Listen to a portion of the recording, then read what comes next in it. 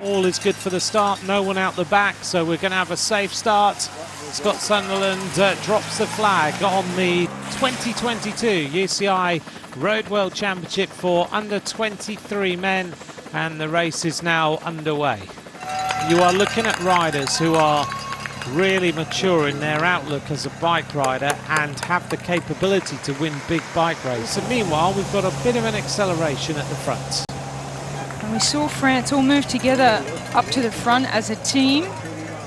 As we just mentioned before, possibly the strongest team in the race, and they want to start to do some damage right from the start. Germany, they've been controlling the race, so well positioned to the front.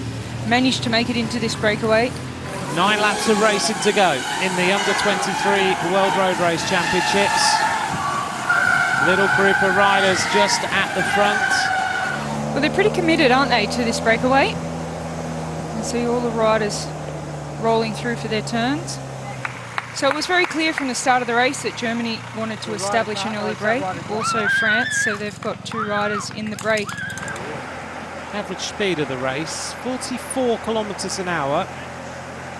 Here are your 6 leaders. And they have a time gap of 2:29, which is quite significant, but the peloton quite relaxed at this moment. The Italian team have decided time to rev it up, time to accelerate. They've closed the gap to 2 minutes and 17 seconds. As we can see now, that time gap that was very long out at 3 minutes is now coming down to 1 minute. And it is Spain now applying the pressure on the front. And suddenly, for the first time in over 100 kilometres, this group of riders is going to have a little bit of company. It feels like this race is kind of bubbling. Like it's simmering away, and at some point it's going to absolutely explode. Oh, Mikholovic has just lost contact.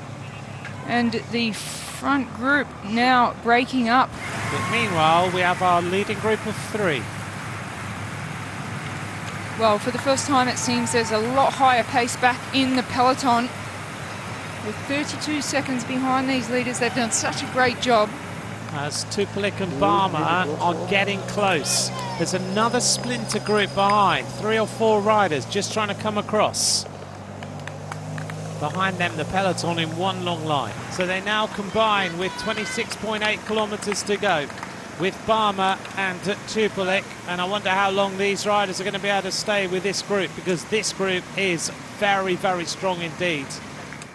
This race is about to change as we head towards the final lap of racing. Yeah, and finally, they're about to be caught.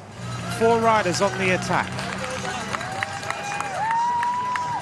This time round, the riders in this peloton will be given 1 lap to go. As we approach 4:35 in the afternoon here in Wollongong, the leading riders get the bell. An absolutely phenomenal ride from Fedorov of Kazakhstan. A big attack from Switzerland. Barma kicks on to try and get across, steadily drawing himself slowly but surely up to the front group.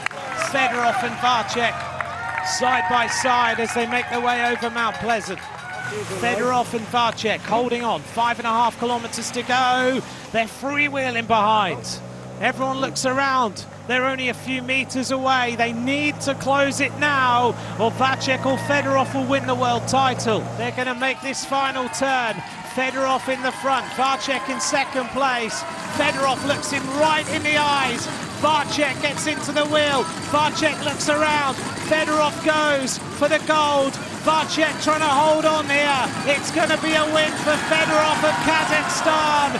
Varcek takes the silver and taking the bronze. It's between Belgium and Hagenes of Norway on the other side of the road. What a well-deserved victory for Fedorov. He had a sensation.